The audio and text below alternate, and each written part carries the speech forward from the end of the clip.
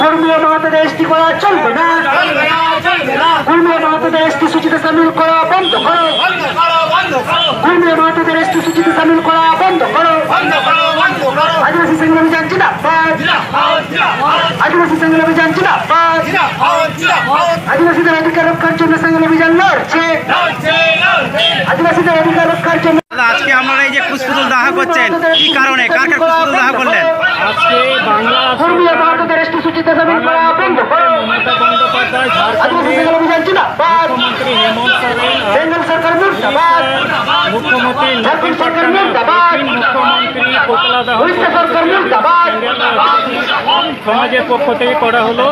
কারণ কুর্মী ও মাহাতো যারা আদিবাসী নয়, এই বাঙ্গাল সরকার, উড়িষ্যা সরকার আর ঝাড়খণ্ড সরকার কুর্মী মাহাতোদের কেবলমাত্র ভোট ব্যাংকের লোভে আদিবাসী বানাতে চাইছে। তারই বিরোধিতায় আদিবাসী সাঙ্গেল অভিযানের পক্ষ থেকে আজকে 7 রাজ্যে এই পুতলা দহন কর্মসূচি চলছে। আপনার নামটা একটু বলবেন? আমার নাম লক্ষ্মীনারায়ণ কিসকু, আদিবাসী সাঙ্গেল অভিযান কেন্দ্রীয় সংযোজক।